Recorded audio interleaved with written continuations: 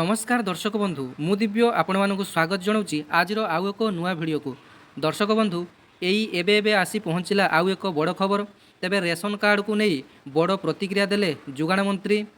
तेबे रेशन कार्डर केवाईसी अवधि पुणी थे वृद्धि कर राज्य सरकार तेबे आज हेउची फेब्रुआरी 15 तारिख रेशन कार्ड केवाईसी करने शेष तारिख घोषणा होता तेबे आज पुणी एक नुआ घोषणा करिसेंती जे पुणी मार्च 31 पर्यंत रेशन कार्डर केवाईसी अवधि को बढ़ागला तेबे कौन पाई बारंबार केवाईसी टी तारीख को घुंचा जाउची आसंतु तार कारण जानिनेबा एवं जो माने नुआ करी आवेदन करथिले रेशन कार्ड पाइया पाई एवं जो माने फैमिली रे नुआ मेंबर ऐड करथिले रेशन कार्ड पाइया पाई सेमानकर लिस्ट मध्य आसी जाइछि तेबे किभଳି भाबरे आपण माने चेक करिवे लिस्ट को जानि परिबे आपण मानकर रेशन कार्ड एप्रूव होइछि कि नाही एवं आपण मानकर नाटी रेशन कार्ड लिस्ट को चढ़ी ना नहीं आपण माने केमिति जानिबे से समस्त डिटेल्स एई वीडियो माध्यम रे जानिबा तेबे संपूर्ण वीडियोटी आरंभ करिया पूर्व वीडियोटी को लाइक करनथले गोटे लाइक करदेबे चैनल को सब्सक्राइब करनथले गोटे सब्सक्राइब करदेबे पाखरे थिबा घंटी चिन्हटी को देबे ऑल नोटिफिकेशन रे सेट करदेबे तेबे दर्शक बंधु प्रायतः 4 रु 5 मास धरी एही केवाईसी प्रक्रियाटी चली रही तेबे प्रत्येक थर एमिति डेट अवधि सरिबा पूर्व पुणी एक तारीख को घुंचा जाउची केवाईसी करिया पई तेबे नेटवर्क समस्या पई किछि स्थान रे केवाईसी अपडेट होई पारुनी एहाकू दृष्टि रे रखी तथा लोकंकर दाबी को दृष्टि रे रखी पुणी अवधि को बढ़ा जाइछि बोली मंत्री कहिसंती तेबे राज्य में 2,94,59,868 जन केवाईसी करिसंती एवं बाहर राज्य 1,30,026 जन बाहर केवाईसी करिसंती सूचना योग्य एवं रेशन कार्ड हिताधिकारी केवाईसी अपडेट करा जाउछि ना एवं आधार कार्ड जांच पर हिताधिकारी दस्तखत और टिप चिन्ह नि जाउछि किछि स्थान रे आई स्कान मध्य करा जाउछि परिवार केउ सदस्यों नाम रे राशन सामग्री मिलुछि सेमानकर जांच करा जाउछि एहा परे केवाईसी माध्यम रे डीलर अपडेट करूछंती तेबे दर्शक बंधु आउ गोटे आश्चर्य कथा शुणिले आपण माने आश्चर्य हेबे जे जो माने लोन करिसंती किंबा जेकोसी बैंक रु आपण माने जदि लोन करूछंती तेबे आपण मानकर रेशन कार्ड टी कटा जाउची आपण मानकू इनकम टैक्स दाता बा आयकर दाता भाव में दर्शा जाई आपण मानकर रेशन कार्ड टी कटा जाउची तेबे आपण माने गुजराण मेंटेया पई किंबा व्यवसाय करिया पई बैंक रु जदि लोन आनी थांती तेबे आपण मानकर भी रेशन कार्ड कटिची एवं कटिबे मध्य आगकू आपण जदि जने क्षुद्र व्यवसायी एवं कौन कारण आपण मैंने जदि बैंक रू लोन आनी तेबे आपण मानकू भूल भाव में आयकरदाता दर्शाई अर्थात आपण मैंने सरकार को इनकम टैक्स दौरान दर्शा जाए तेबे आपण मानकर रेशन कार्ड कटा जाउची आपण मैंने स्थानीय प्रशासन पाखरे किंबा स्थानीय राजनेता पाखरे आपण मैंने निजर आवेदन टी बा आपत्ति जनातु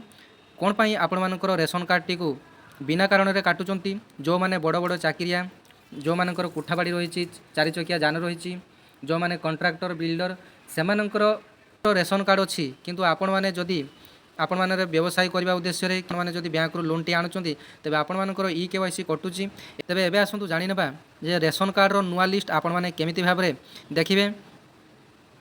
दर्शक बंधु आपण माने निज गूगल किंबा क्रोम रे फूड ओडिशा लिखि आपण माने जतेबेले सर्च ऑप्शन रे क्लिक करि नेबे देखंतु आपण मानकर एनएफएसए कार्ड एवं बेनिफिशियरी नाम रे एक वेबसाइट टी आसी जिवो तापर से वेबसाइट टी को आपण माने क्लिक करिनेबे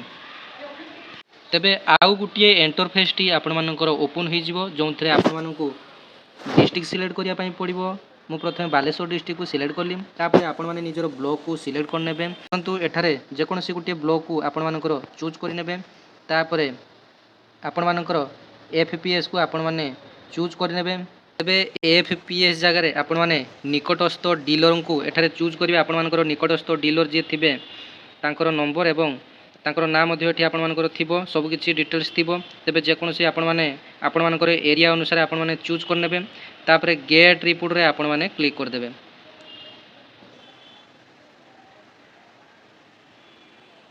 देखंतु जतेबेले आपण माने गेट रिपोर्ट रे क्लिक करले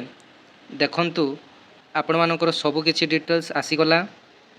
आपण माने स्क्रीन रे देखि पारचंती बालेश्वर डिस्ट्रिक्ट ब्लॉक हला बाहानगा एवं एफपीएस कोड नेम एवं डीलर को नाम मध्य आसीगला जदुनाथ जेना तेबे देखंतु एठी जदि आपण मानकर नाटी आपण माने खोजिया पई चाहुचंती ए राइट साइड रे जो सर्च ऑप्शन टी अछि तेबे एही सर्च ऑप्शन रे आपण माने जाई क्लिक करि नेबे ଏବଂ ନିଜର ନାମଟିକୁ ଖୋଜି ନେବେ।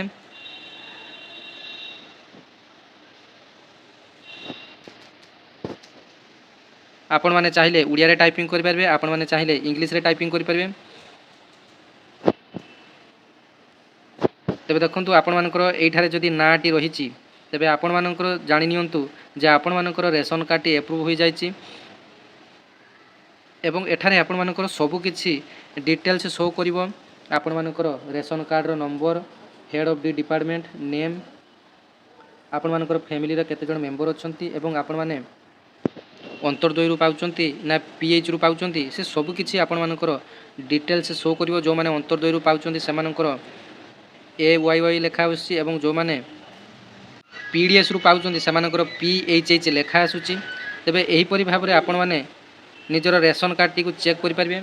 ଏବଂ ଯେଉଁମାନଙ୍କର ବି ରେସନ କାର୍ଡ଼ ଏପ୍ରୁଭ୍ ହୋଇଛି କି ନା ନାହିଁ ଜାଣିପାରୁନାହାନ୍ତି ତେବେ ଆପଣମାନେ ବ୍ଲକରେ ଯୋଗାଯୋଗ କରନ୍ତୁ, ନଚେତ୍ ପ୍ରଥମେ ନିଜ ମୋବାଇଲରେ ଚେକ୍ କରି ନିଅନ୍ତୁ ଯେ ଆପଣମାନଙ୍କର ରେସନ କାର୍ଡ଼ଟି ଏପ୍ରୁଭ୍ ହୋଇଛି ନା କଟିଛି।